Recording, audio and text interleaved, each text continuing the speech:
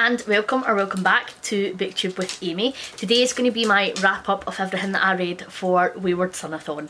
Firstly, I just want to say a massive thank you to everybody who joined us for WaywardSonAthon. It was so much fun and everybody got so many amazing books read, and everybody was coming and hanging out with us during sprints, so thank you very much. It was absolutely fantastic, and we had a lot of people asking if we're going to do it again next year, which is obviously really exciting for us because we've created something that people want to be a part in and that they are already excited for next year for. And so we've been chatting, and we'll release more details closer to the time, but we will definitely be doing something supernaturally themed next year for sure. I had like an amazingly good reading week. I wasn't sure how much reading I was going to get done, and so when I originally did my TBR, like I had quite a few books doubled up because I was still working that week, so I was like, I am not going to be able to just sit and read hunters, but I did amazing and I managed to get, I only doubled up on one prompt, so I'm very pleased with that. So this has been like the best reading week that I have had all year, which is really cool, and most of the books were like pretty decently rated. So the first book I read was Into the Drowning Deep by Mira Grant, and this is for Eileen, so this was the disability rep prompt. I have been looking forward to this book for so long because it's killer mermaids. We all know I love horror, and we all know I'm a sucker for mermaids, so this just seemed like everything I wanted wrapped up in a bow. So unfortunately this didn't live up to the hype for me, which was quite devastating. So the bits where the mermaids were actually on page and like the killing was happening were written brilliantly, and Mira Grant did a really good job of building the tension, which I really did enjoy. And I actually think that the bits where like the mermaids were doing their killing was written really well, and I was gripped by them. I just felt like they were actually very few and far between. The pacing of this book was just so off for me. The build up was absolutely ridiculous. You get to like 150 pages in before there are actually mermaids, which is piss poor for a mermaid book in my opinion. You spend so much time getting to know like all the characters on this ship, and you get their like entire backstory, and then like it jumps back to present day to them being on this ship. And like, well, I appreciate that Mira Grant was obviously trying to get us to really feel for these characters and sort of get to know them all individually and then like see how their dynamics would be. I just felt like it wasn't really needed, or it could have been done in a much more concise manner. Like maybe if we started for all being on the boat and action had happened, and then like we had like maybe a chapter about a character from a previous perspective, and they were maybe split up a wee bit more into the book, it wouldn't feel like it had dragged for as long as it did. Because to be honest, by the time we got into the mermaid bits in here, like I was already a bit checked out. I was bored as fuck. I didn't like any of the characters, and I didn't feel like, even though I had all this backstory about them, that I had really connected to any of them in any way. So I felt like it was pretty poorly written in terms of that.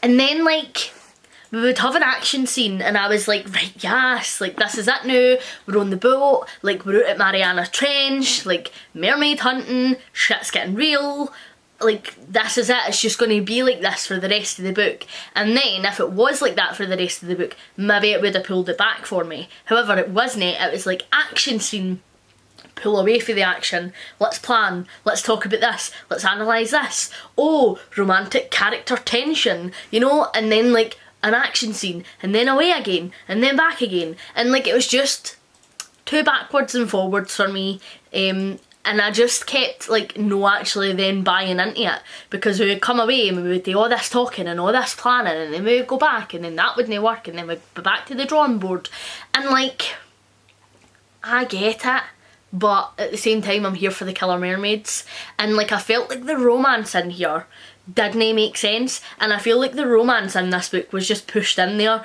so that there could be a romance, which like just totally detracted from the main story, which is the killer fucking mermaids. It's why everybody picked up this book. Nobody has picked up this book and went, oh god, I hope there's romance in here. Like no, everybody picked up this book going, oh, I hope the killer mermaids are really fucking cool.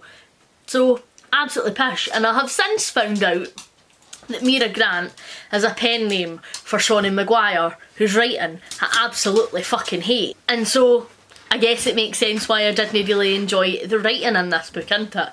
And if I knew that before I had went into it, I probably wouldn't have bothered my arse to pick this up. And I actually have another Mira Grant book, Feed, on my shelf, and I don't think that I will now pick that up because I know that it is Seanan Maguire. Because I really just don't vibe with her writing, and I think that her characters are shit. I never connect to a single character. Her world building is poor, and the pacing always feels off, and like it's so back and forward, which was exactly my experience of this book. So this is a 2-star for me. Quite disappointing to kick off the read along, and like quite disappointing killer mermaids weren't they as my thing as I thought that they were going to be, but I'm blaming the writing and not the trope. And so then I read Dead in the Family by Charlene Harris, which is the next book in the Sookie Stackhouse series, and I read this for me and Ange from Angie's Book Chatters Out of the Coffin read along. This is book 11, 12? Who knows at this point, but we're nearing the end of them and we're all very sad about it. So I am not going to say too much about this because anything that I say about a book this far in a series I feel like is going to be a spoiler, so I don't want to give anything away, but this was absolutely phenomenal. I actually used this for the Charlie prompt, which is to read a book with LGBTQIA plus rep, and Sookie's cousin Claude comes to stay with her in this book, who is gay and also a fairy, and so I felt like it was appropriate that I picked this book for that prompt, which was pretty cool. I also used this for the Rowena prompt, which is a book with witches, because Sookie's other roommate, Amelia, is also a witch. And Amelia unfortunately wasn't in this book as much as I would have liked her to be. She's been pretty constant in the past few books, but sort of in the first like quarter of this book she decides to bugger off a wee bit, but I'm still counting it towards the prompt because it's my read along and I'll do what I want. This was a 5-star read for me. They have all been 5-star reads for me. Absolutely fantastic. We will be doing the live show for this book on my channel on Saturday the 1st. I then read Small Town Wedding, which is the next short story that we had to read for the Sookie Stackhouse short stories, but Small Town Wedding is actually a novella, so I wasn't originally going to count this towards my bingo board, but then when I saw the length of it I was like, for sure I'm squeezing this in. So I used this to fulfill the cast prompt, which is a creature being from another world, and we have all sorts. We've got vampires, shapeshifters, fairies, angels, demons, werepanthers, like absolutely everything in the Sookie Stackhouse world, so this one perfectly fitted that. Again, I don't want to say too much about this because I will be talking about it in my live show, but Small Time Wedding was a 5-star read for me. It was very cute, very cosy, and I really enjoyed it. And then me and Jem had planned to read Manhunt by Gretchen Felker Martin as our buddy read, and we were going to actually use this for the Charlie prompt, but both decided to DNF this. It wasn't our jam. This has been one of my most anticipated releases. I don't remember who it was who I was watching, but they had done like an anticipated horror releases for this year, and this was on the list, and as soon as I saw it on that list I was like, that is a me book, oyer the back, I need to read that. Gretchen Felker Martin is a trans author, so like this is post-apocalyptic horror where women and trans women are, you know, fighting off feral men and harvesting their organs, like, which sounds a bit of me. I was like, it's going to be super feminist, there's going to be like so many brilliant like social commentary points throughout it, which is what I just love in horror, and like it's apparently meant to be gory as fuck. So I was super buzzing for picking this up. Jem was super buzzing for picking this up. We've both spoke about it for a wee while, and like this is one of the highlights of the read along for us both, was that we were going to read this book together. Unfortunately though, we both did DNF, it did not hit the mark whatsoever. So firstly, up front, I just want to say that Gretchen Felker Martin is an absolute trash human. And I wish that I had saw Gretchen Felker Martin's comments before I had bothered to give her my money for this book, to be honest. I grudge that I have given her the money, considering or here a proper advocate for positive consumerism, and so then when I had read her comments, which were fucking vile, and we'll go into it in a second, I was like, not actually sure whether or no I was even wanting to read this and talk about it on my channel, but you know, in the past I have read books and authors have made comments, or there's been subject matter in the book that I felt was inappropriate and I've spoken about it openly on my channel, so I thought, nah, I've bought it, let's bitch about it together, and then stop you from buying this absolute horrific human's book. So she basically had a bit of a rant on Twitter, and there's quite a popular YA book, I believe, that is branded as queer because there's a bisexual character in it, and the bisexual character has a relationship with a girl throughout the book. However, in the end, she ends up with a male partner. And Gretchen Falcon Martin had taken umbrage with the fact that the book was labelled as queer, when in the end she ends up in a heterosexual relationship, which, like, just defines bi erasure, right? Because, like, if you are only bi, if you are with girls, like, then what is the point in being able to be bi? Like, that makes no sense. And again, like, just totally negates that you can be equally as bi being with a male partner as you can be with a female character, with a female partner. Like, just totally fucking dumb, right? And so people were, like, to their credit, being really lovely to her and was like, look, like, maybe you didn't realise, but this is how your comments come across, like, bi erasure is a big thing in the community, and, like, only being seen as queer when you're with girls, like, is such a big hot topic issue, and, you know, it gets portrayed really shittily in the media, like, so, like, this book is queer, deal with it. And she was basically just like, I didn't give a fuck what you think, bolt, and was, like, properly rude to people when there was absolutely no reason to be. And a lot of the, like, don't get me wrong, I get that there was maybe certain people who were, like, being a wee bit rude to her, because obviously, like, they're angry and she has made these really fucking ridiculous comments, but the comments that I saw were actually very gracious and, like, trying to be informative, trying to, you know, really get her to see and understand how comments like this are really harmful to the bi community. And she basically just wasn't giving a fuck, and was like, I didn't care what you think, didn't care about your opinion, like, stop trying to talk to me about this, how I feel is valid, blah blah blah. And then she started using that to promote her own book, which I found even more annoying. And she was like, like, if you want a book that actually is queer and has actual queer sex, read my book. And it's like, mate, that's a YA book. Like, no, there isn't queer sex in that book, because they're 15, so, like, come on now.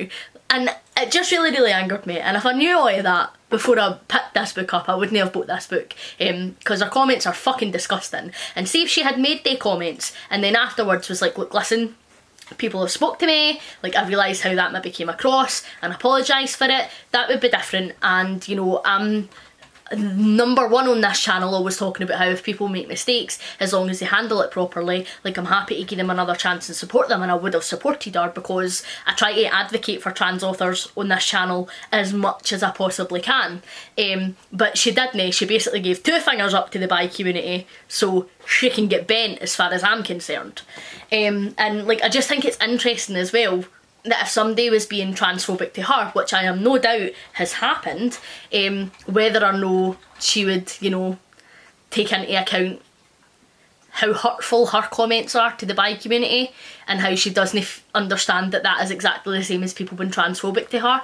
It's like there is no self-reflection there, like absolutely no awareness, which is fucking shite. But anyway, that's enough about her as a person. Let's talk about her pishy book. So, I knew that this was going to be feminist, and I was here for that. I love a good feminist book. I talk about it all the time in the channel.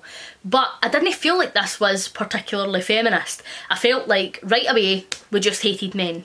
Now, I get it, right? This is obviously written in, like, a post-apocalyptic world, and all men are feral wee zombie things who just want to rape and, like, eat you and, like, fine. But I just felt like we didn't know enough about the world and we didn't know enough about the disease that it just came off as really like, we hate men. Like, and it probably could have just been written a wee bit better, I think. And there was comments in here that quite early on made Jem feel a bit uncomfortable, and I'm sure she'll talk about it in her vlog or her wrap up. And it was around like, oh, I wonder if men miss their families, and I wonder if men miss their life, or if they are quite happy with this new world order where they just get to get away with like pissing and fucking and like eating and doing whatever it is that they want. Now that didn't make me feel uncomfortable, because like we still live in a society where, you know, rape, how many men just get away with rape, and how many rapes go unsupported, and how many women are getting murdered just because they are walking home on their own. And so like, their comments don't make me feel uncomfortable, and I think that she was holding up like a lens to mirror our society, and I'm fine with that. But then like she just used words like faggy to describe like how somebody was walking, and like, oh, I've never seen somebody mince like that so much in my life, and that just makes me feel a wee bit uncomfortable, like, and because I'm in this community and I wouldn't ever describe somebody as faggy. I just think that that's quite offensive, to be honest, and like I don't know if we were to describe her as a tranny, would she be as offended? I just didn't feel like it was appropriate, and I just didn't care about any of the characters by the time I was like a decent wee bit through this book. I think we got up to like, was it 100 pages, 150 pages, I don't remember, but I just didn't care about any of the characters at all. I felt like they were all twats, and like, again, I'm fine with that as long as there is something about the book that I'm enjoying, but I wasn't. And every female character that we met in this was a TERF. There were no like cis women who were down for helping the trans women, and like that's not really how life is. But again, like, I get she's maybe just trying to push that boundary a wee bit, and make it that wee bit more shocking, but I just then didn't feel like that was believable, so I didn't buy into the world as much. And then like, also, just the amount of times that like she would talk about her dick. Like, and I get it, right? She is maybe trying to push that boundary so that people are stopping like being so fixated on what is between a trans person's legs, and, you know, trying to just get right out there that this is the stage in the transition that this main character is at. But like, I just didn't feel like there was always a need for it. Like, if this was a cis character talking about her vag, or a male character talking about his dick, I would have the same criticism. Like, I just didn't feel like it was entirely necessary. And again, I actually have praise for Gretchen Falcon Martin for putting in trans sex in this book. I think that, you know, representation is important, and I'm sure as a trans person it must have been absolutely joyous to have seen trans sex represented on page like this, and like, fucking great. And it's the only point that I will give Gretchen Falcon Martin for this book, right? But there didn't need to be as much yet. We all know I am not a huge smut fan, even if it is like romance. I'm not a huge smut fan, so I obviously don't like a lot of sex in my horror. And like, in the short amount of pages that we read, there was like 2 or 3 sex scenes and a rape, and I just felt like it was a bit much, like it was overdone. Like, I don't know how this world is working, I don't know the ins and outs of this virus, but I do know how my 2 main characters like to fuck. Probably just not really what I wanted the book to focus on. And then the rape in here, I just didn't feel like was handled well at all. And I know that rape in this world might be part and parcel of like everyday life, because they are fighting off these creatures, but again, I didn't know enough about this world to make that assumption. That is just an assumption that I have made, like, on reflection of this book. But like, that is never said ever at any point. So I don't know, like, if rape is just something that happens. Is that a weekly occurrence? Like, does it happen every couple of months? Like, how often has this character been raped that she's raped in this book on page and nobody just ever discusses it? It's just like, cool, that happened, let's move on. And I just felt like, what the fuck was that? Like, there should have been a conversation there. And I think that if you're going to put things like this in here to shock and bring up a point of social commentary, then you need to actually, like, comment on it, you know? Like, the act happening isn't enough, and I felt like that was how the book was going to play out. Me and Jen were messaging about it, and we were going to get another go and we were going to read another 50 pages, but both of us were just like, nah, fuck it. Neither of us were having a great time. Like, it wasn't particularly enjoyable. I hadn't read anything that had really gripped me, that made me want to continue reading, and I was like, why will I force myself to read a book by an absolute trash author? Because to be perfectly honest with you, if Gretchen Felker Martin wasn't trans, would I give her a chance? No. Like, and obviously I try to advocate for trans authors as much as I can, but at the same time she has been directly harmful to the bi community, so why am I trying so hard to read her fucking book?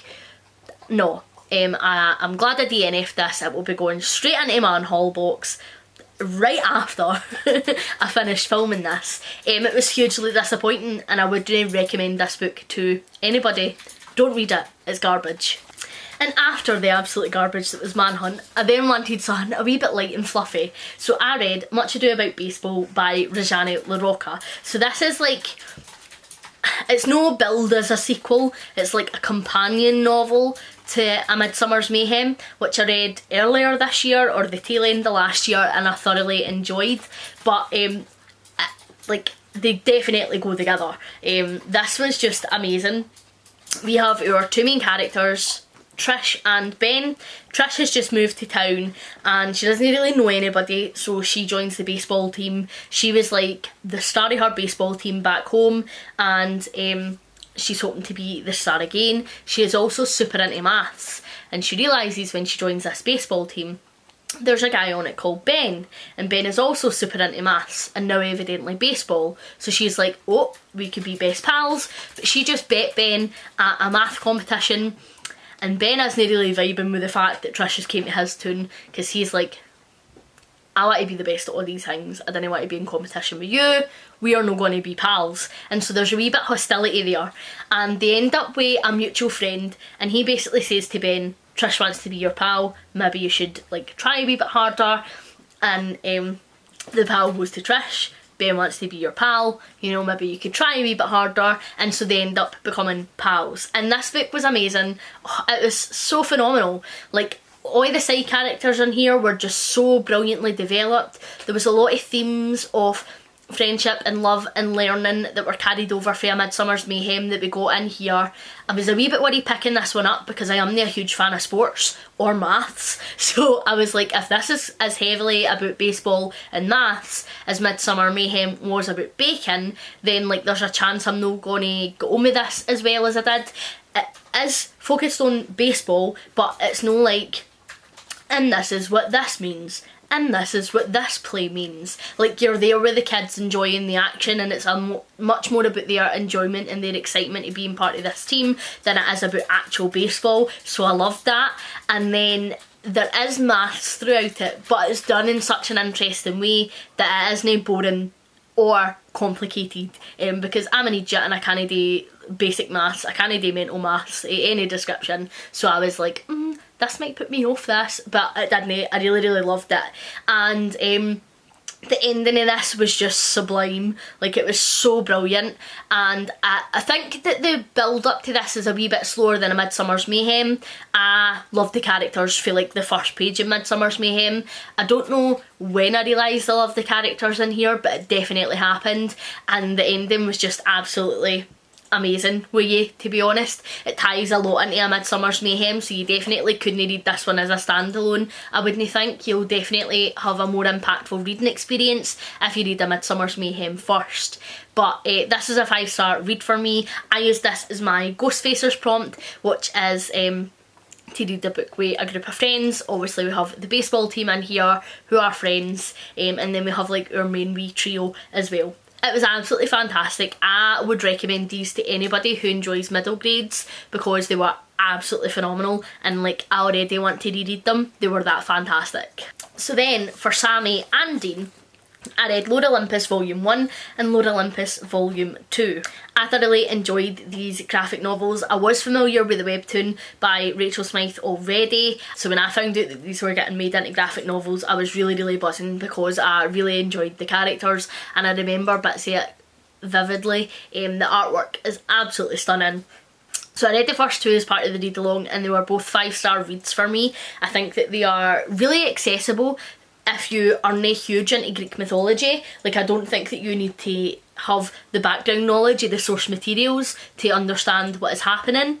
I think that the author does a really brilliant job of making it very clear who everybody is, and everybody in here has like their own distinct colour, like they are that colour.